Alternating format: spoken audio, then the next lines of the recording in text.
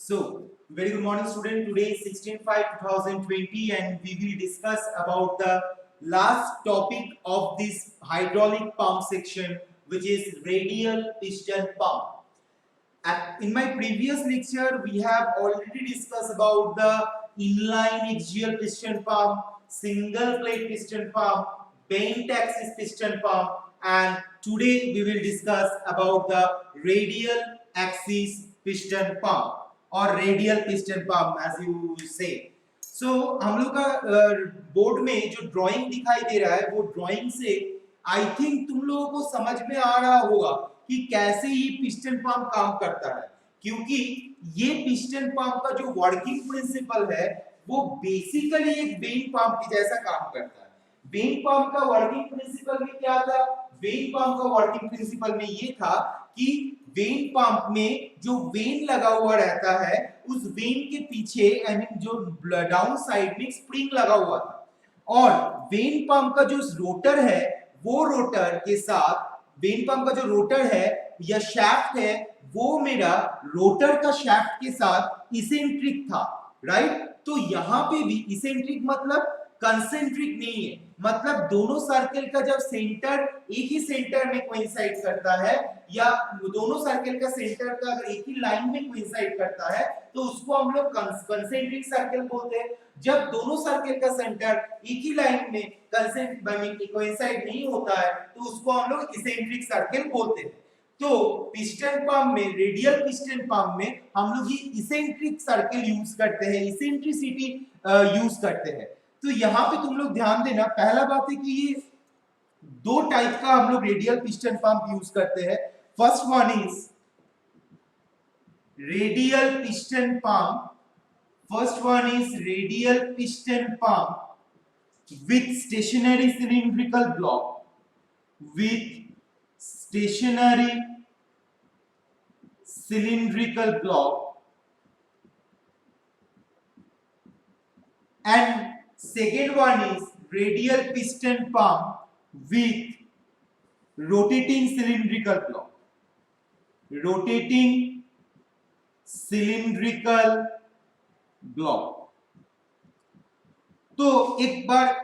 दोनों चीज में बस दो एक ही डिफरेंस है। एक जगह में जो ये सिलिंड्रिकल ब्लॉक है जहां पे ड्राइंग में मेरा दिखाई दिया गया है, ये जो मेरा सिलिंड्रिकल ब्लॉक है ये सिलिंड्रिकल ब्लॉक स्टेशनरी रहेगा। एक जगह में जो मेरा सिलिंड्रिकल ब्लॉक है ये मेरा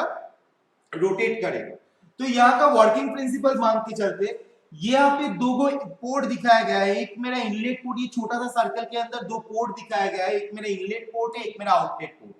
तब इनलेट पोर्ट से कैसे फ्लूइड मेरा पंप चेंबर के अंदर आता है? जब इनलेट पोर्ट में दोनों पंप देखो पंप का वर्किंग प्रिंसिपल क्या है, मान लो पंप का position A B and C, right. ये मान लो ए पोजीशन है, ये मान लो बी पोजीशन है और ये मान लो सी पोजीशन है। ओके, सो अगर मेरा ये जो रोटर है, जो मेरा रोटर शैफ्ट है, अगर रोटर शैफ्ट का जो एक्सिस सेंटर है, रोटर शैफ्ट का एक्सिस सेंटर ये है, ध्यान देना, रोटर शैफ्ट का एक्सिस सेंटर ये है, तो ये एक्सिस का सेंटर और ये जो तुम्हारा क्या बोलते हैं सिलिंड्रिकल ब्लॉक, ये दोनों का सेंटर सेम नहीं है। और ये सिलिंड्रिकल ब्लॉक के साथ जो ट्रैक रिंग है जिसमें तुम्हारा पिस्टन रोटेट करता है, जिसको टच करते हुए रोटेट करता है, उसको हम लोग ट्रैक रिंग बोल रहे हैं। वो ट्रैक रिंग का सेंटर भी इसेंट्रिक कंसेंट्रिक नहीं, वो इसेंट्रिक है। तो अब अगर मेरा ये रोटर रोटेट करेगा तो रोटर के साथ जो पिस्टन्स अटैच्ड हुआ है 1 2 3 4 5, ये जो 5 पिस्टन अटैच्ड हुआ है तो वो पिस्टन भी रोटेट करेगा। But due to the eccentric circle, eccentric position, जब मेरा ए पॉइंट पे मेरा पिस्टन पहुंचेगा, जब मेरा ए पॉइंट में जब मेरा पिस्टन पहुंचेगा तब सेंटर एक्सिस से ए पॉइंट का डिस्टेंस मैक्सिमम होने की वजह से स्प्रिंग का जो सेंट्रीफ्यूगल फोर्स के वजह से, स्प्रिंग फोर्स के वजह से पिस्टन स्प्रिंग का डिस्प्लेसमेंट सबसे ज्यादा होगा। स्प्रिंग का डिस्प्लेसमेंट सबसे ज्यादा होगा क्योंकि ये पिस्टन को ये ट्रैक रिंग को ट्रैक करना है, ये ट्रैक रिंग को कम्युनिकेट टच करना है, ये ट्रैक रिंग को कांटेक्ट करना है। इसीलिए ए पॉइंट पे स्प्रिंग का डिस्प्लेसमेंट सबसे ज्यादा है और पिस्टन मूवमेंट दिया हुआ। बी पॉइंट पे ऑटोमेटिकली ये डिस्टेंस ए पॉइंट से कम है तो स्प्रिंग का डिस्प्लेसमेंट है मॉडरेट। सी पॉइंट में पिस्टन का डिस्प्लेसमेंट आई मीन स्प्रिंग का जो डिस्प्लेसमेंट होगा अकॉर्डिंग टू द डायग्राम सबसे कम है comparison to A position and B position, तो इसीलिए स्प्रिंग का डिस्प्लेसमेंट कम होगा, तो पिस्टन का पोजीशन पिस्टन का भी जो मूवमेंट, पिस्टन का जो लेंथ, स्ट्रोक लेंथ जो है, राइट, स्ट्रोक लेंथ मतलब क्या है, ये अगर सिलिंड्रिकल ब्लॉक है, ये अगर पिस्टन है, पिस्टन यहां से लेकर यहां तक मूव कर रहा है, right, so this is called stroke length, तो पिस्टन का जो स्ट्रोक लेंथ होगा वो भी कम होगा। अब जब मेरा ये सिलिंड्रिकल ब्लॉक में रोटेट कर रही है, स्टेशनरी है, मैं दोनों की तरफ में मेरा वर्किंग प्रिंसिपल एक है, तो दोनों में ही कंडीशन में जब मेरा शाफ्ट रोटेट कर रहा है तो इसेंट्रिक रोटेशन हो रहा है with respect to the cylindrical block and track ring, तो जब मेरा शाफ्ट रोटेट कर रहा है तब ए पोजीशन में मेरा सबसे ज्यादा पिस्टन का मूवमेंट हो रहा है, राइट, मतलब मेरा जो फ्लूइड एंट्री कर रहा है इनलेट पोर्ट से सक्शन क्रिएट हो रहा है, सक्शन क्रिएट होने की वजह से मेरा यहाँ पे सबसे ज्यादा amount of fluid inlet port में इनलेट पोर्ट के थ्रू से पंप चेंबर के अंदर घुस रहा है, और बी पोजीशन में मीडियम मॉडरेट डिस्प्लेसमेंट हो रहा है, इसलिए इनलेट पोर्ट के थ्रू से मॉडरेट अमाउंट ऑफ फ्लूइड मेरा discharge I mean pump chamber के अंदर एंट्री करेगा, और वो मेरा पिस्टन के थ्रू से, स्प्रिंग फोर्स के थ्रू से, सेंट्रीफ्यूगल फोर्स के थ्रू से ये जब रोटेट करेगा तब ये according to the distance track ring को टच करने के लिए जितना डिस्टेंस कवर करना चाहिए उतना डिस्टेंस कवर करेगा, तो ये जो पिस्टन ब्लॉक है, पिस्टन ब्लॉक के अंदर जितना फ्लूइड रहेगा, पंप चेंबर के अंदर जितना फ्लूइड रहेगा उतना फ्लूइड को वो कंप्रेस करेगा, उसके अंदर वेलोसिटी जनरेट करेगा, और उसके बाद सी पोजीशन में सबसे कम डिस्टेंस है तो सबसे ज्यादा कंप्रेशन क्रिएट होगा, और सबसे ज्यादा कंप्रेशन जब क्रिएट होगा क्योंकि स्प्रिंग का डिस्टेंस जब सबसे ज्यादा होता है उस टाइम क्या होता है, may be distance is maximum but the compression will be minimum, but जितना वो डिस्चार्ज पोर्ट के पास जाता है रोटेट करते हुए उतना ये स्प्रिंग का डिस्टेंस थोड़ा कम होता जाएगा, और पिस्टन का जो कंप्रेशन पावर वो मैक्सिमम होता जाएगा, और सी पॉइंट में जाके एकदम स्प्रिंग का डिस्प्लेसमेंट एकदम मिनिमम होगा, और कंप्रेशन जो होगा वो मैक्सिमम होगा due to the eccentric position of the shaft with the cylindrical block and the track ring and the discharge port से वो मेरा जो fluid है वो fluid मेरा discharge हो जाएगा, okay? So now I will come to the part of the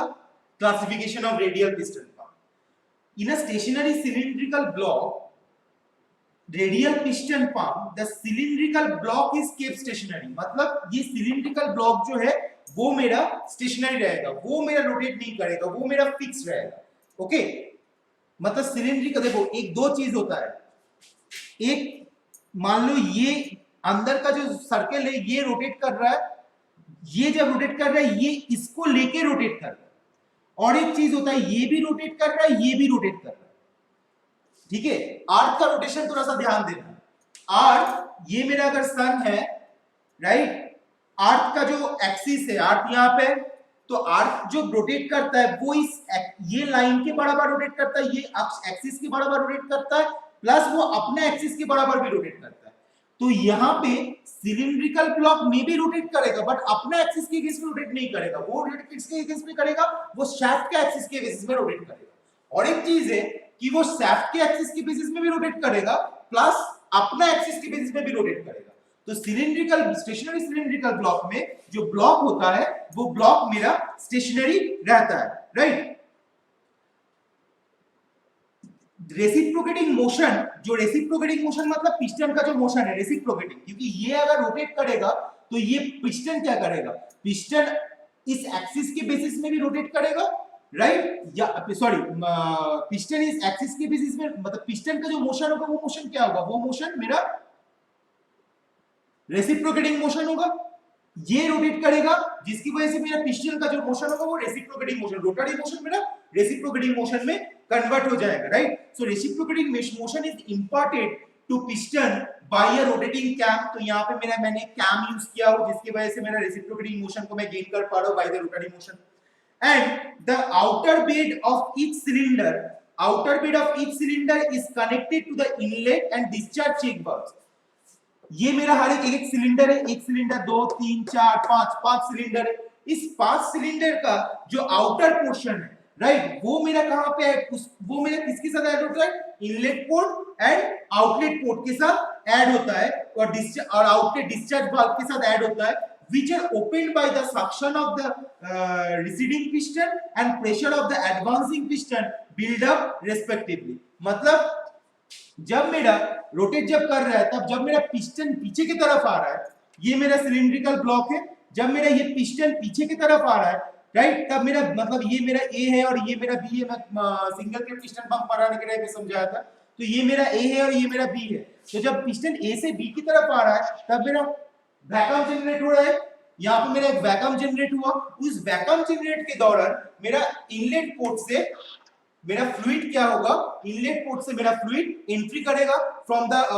higher pressure oil chamber to due to the suction that fluid is entered into the pump chamber. अब जब again B से ए की तरफ जाएगा तो यहाँ का जो फ्लूइड होगा वो कंप्रेस्ड होगा, उसके अंदर पावर जनरेट होगा, वेलोसिटी जनरेट होगा और ये फ्लूइड डिस्चार्ज वाल्व से डिस्चार्ज हो जाएगा। ओके, सो ये था basically working principle right, but of the stationary cylindrical block, जहां पे मेरा ये जो सिलिंड्रिकल ब्लॉक है वो मेरा स्टेशनरी रहेगा। नेक्स्ट क्या है, नेक्स्ट है मेरा radial piston pump with rotating cylindrical block. इसमें क्या है, the cylindrical block is connected to the driven shaft. ये मेरा ड्राइविंग शाफ्ट है जो मेरा रोटेट कर रहा है, ये सिलिंड्रिकल ब्लॉक इस ड्राइविंग शाफ्ट के साथ कनेक्टेड हुआ है। तो सॉरी, ये शाफ्ट अगर रोटेट करेगा तो ये सिलिंड्रिकल ब्लॉक भी मेरा रोटेट करेगा। The counter ring may be either fixed और rotating with the cylindrical block. Counter ring मतलब जो शाफ्ट के साथ जो सिलिंड्रिकल ब्लॉक लगा हुआ है, तो ऑब्वियसली डायरेक्ट ऐसे लगा हुआ नहीं, मान लो ये मेरा शाफ्ट है और ये मेरा सिलिंड्रिकल ब्लॉक है, तो इस तरीके से डायरेक्ट लगा हुआ नहीं है, तो ऑब्वियसली इसके बीच में कोई वॉशर टाइप, कोई काउंटर रिंग टाइप, कोई बेल्ट टाइप कुछ चीज दिया हुआ रहता है, ताकि जब रोटेशन करेगा तब मैक्सिमम अमाउंट ऑफ फ्रिक्शन को ये नेग्लेक्ट कर सके। तो ये फ्रिक्शन को नेग्लेक्ट करने के लिए काउंटर रिंग लगाया जाता है, आइदर फिक्स्ड और rotating with the cylindrical block. Along with the rotating cylinder, जब सिलेंडर में रोटेट करेगा, सिलिंड्रिकल ब्लॉक में रोटेट करेगा, the piston confined by thrust ring, the piston confined by thrust ring, यहाँ पे स्प्रिंग या रिंग जो भी बोलो वो लगा दिया जाता है। तो पिस्टन उसके वजह से मेरा फॉरवर्ड एंड बैकवर्ड मोशन रहेगा and reciprocate into the slots, मतलब ये स्लॉट्स के अंदर A to B position and B to A position में रोटेट करेगा, आई मीन रेसिप्रोकेट करेगा and provide in the cylindrical block. ये रेसिप्रोकेटिंग मोशन इस सिलिंड्रिकल ब्लॉक के थ्रू से, रोटेट करने के थ्रू से यहाँ पे मेरा रेसिप्रोकेटिंग मोशन गेन होगा। When the cylindrical block and the outer ring is eccentrically placed, cylindrical block and outer ring is eccentrically, मतलब दोनों का एक्सिस सेम नहीं होगा, दोनों का सेंटर सेम नहीं होगा। जब ऐसा प्लेस्ड होगा, the pistons are thrown out by the centrifugal force। The piston, ये जो पिस्टन है ये जब रोटेट करेगा, इसेंट्रिक है, ये जब सिलिंड्रिकल ब्लॉक रोटेट करेगा तब ये पिस्टन क्या होगा, सेंट्रीफ्यूगल फोर्स के दौरान बाहर की तरफ थ्रू आउट होगा। जब बाहर की तरफ थ्रू आउट होगा मतलब बी पोजीशन से ए पोजीशन की तरफ आएगा, जब बी पोजीशन से ए पोजीशन की तरफ आएगा तो यहाँ का जितना लिक्विड है वो मेरा कंप्रेस्ड होगा, और जब फिर अगेन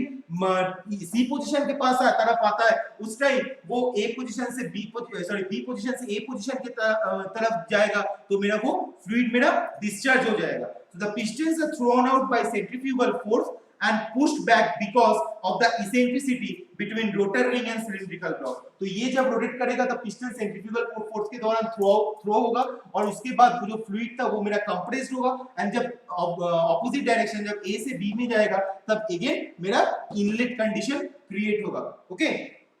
तो मेरा इनलेट मान ली इनलेट पोर्ट से मेरा फ्लूइड मेरा एंटर होगा। ये है मेरा basically radial axial piston pump का वर्किंग प्रिंसिपल। बट हम लोगों को कुछ चीज थोड़ा सा ध्यान देना पड़ेगा कि रेडियल पिस्टन पंप के लिए क्या क्या चीज होना चाहिए, what are the characteristics of the radial piston pump.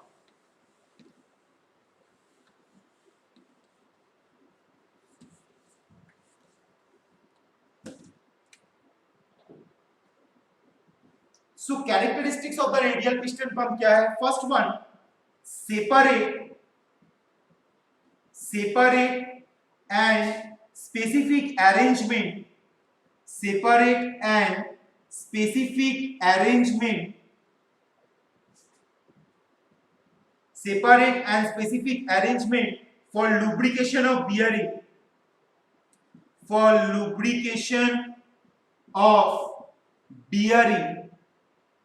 for lubrication of bearing is preferred, is preferred, is preferred, right मतलब separate and specific arrangement for lubrication of bearing. इसका मतलब सिलिंड्रिकल ब्लॉक के साथ जब शाफ्ट इस तरीके से connect हुआ रहता है तो ऑब्वियसली जब शाफ्ट रोटेट करेगा तो इस सिलिंड्रिकल ब्लॉक को भी रोटेट करेगा या कभी फिक्स रहेगा cylindrical block,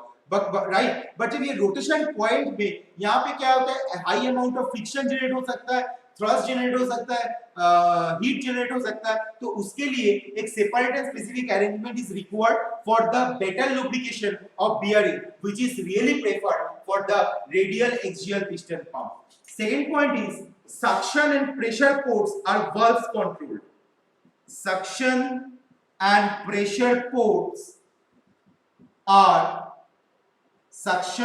pressure ports are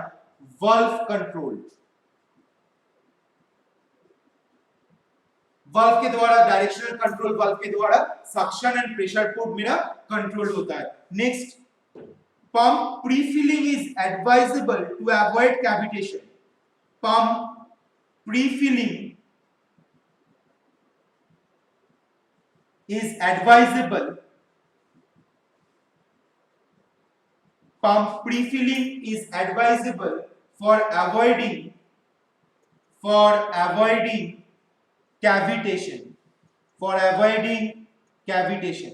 Pump prefilling is advisable for avoiding cavitation. देखोगे कभी-कभी हम लोग क्या करते हैं, जब हम लोग का पंप से, टुलू पंप से पंप नहीं होता है, खेती किसान लोग जो खेती करता है तो टुलू पंप के द्वारा, टुलू पंप यूज करता है खेती मतलब नदी से खेती में पानी देने के लिए, या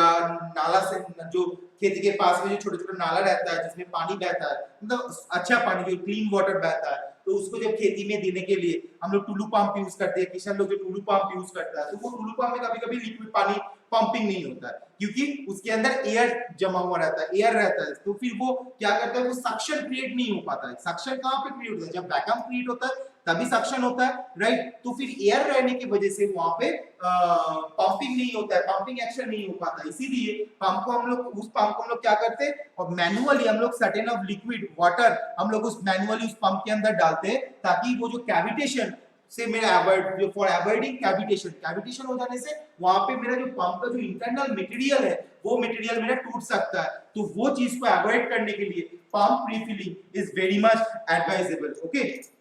next point number 4, this pump is used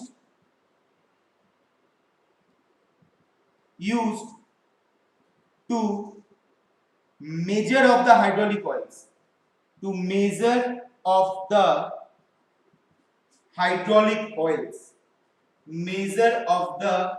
hydraulic oils, मतलब ज्यादातर हाइड्रोलिक, कोई भी टाइप का, maximum type of hydraulic oil इस टाइप का पंप में हम लोग यूज करते हैं। Now next point, what are the manufacturing requirements, right, manufacturing ranges, what are the manufacturing ranges. First one, pressure is from 200 to 450 bar. Second one, discharge, flow rate 30 centimeter cube to 80 centimeter cube per rotation, okay. Next is noise level क्या है, this is the manufacturing ranges of the radial axial piston pump. Noise level is 75 to 80 decibel, 75 to 80 decibel. So these 5 points are the characteristics and the manufacturing ranges of for the radial axial piston pump. So in this radial axial piston pump we have already found what are the working principle. When the shaft rotate, that time maybe cylindrical block, maybe stationary, maybe rotating. When it's stationary, that time when the shaft rotate, due to the eccentric condition, the centrifugal force, due to the eccentric condition for the centrifugal force, the piston gets some reciprocating motion and it reciprocates into the piston block, right, and it compresses the fluid and suction the fluid according from when A to B position, that time it suction the fluid, and when B to A position, that time it compress the fluid and the fluid is discharged to the port. when the shaft rotate and when the cylindrical block is rotating, that also in for the same case, the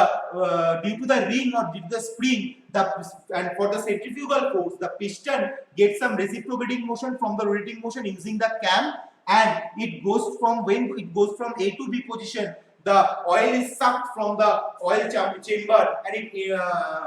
enters into the pump chamber through the inlet port, and when the piston goes to B to A position due to the centrifugal force, that time the whole fluid which is trapped into the pump chamber is compressed and getting some velocity, and it will discharge from the discharge port through the discharge valve. So this is the working principle, actual working principle of radial axial piston pump, and these are the characteristics of radial axial piston pump. What are the characteristics? First one, separate and specific arrangement for lubrication of bearing is preferred. जहाँ पे मेरा shaft के साथ cylindrical block connect रहता है, वहाँ पे friction और heat को reduce करने के लिए हम लोग lubricating oil हम लोग use करते हैं bearing में. Next, suction and pressure ports are valve control, maybe direction control, valve control होना चाहिए. Pump pre-filling is advisable for avoiding cavitation. मैंने अभी एग्जांपल दिया टूलू पंप में हम लोग कैविटेशन को पानी को पंपिंग एक्शन में लाने के लिए हम लोग उसमें मैनुअली थोड़ा वाटर डालते हैं ताकि वो पंपिंग एक्शन स्मूथ हो. Fourth, this pump is used to measure of the hydraulic oil maximum number of hydraulic oil इस टाइप का पंप में हम लोग यूज कर सकते हैं. Fifth are the manufacturing ranges of this radial piston pump, that is pressure should be 200 to 450 bar, discharge should be 30 centimeter cube to 80 centimeter cube per rotation, and noise level should be 75 to 80 decibel. So these are the actual characteristics of the piston pump and the working principle and the schematic diagram of the radial axial piston pump. So now I am concluding my class, and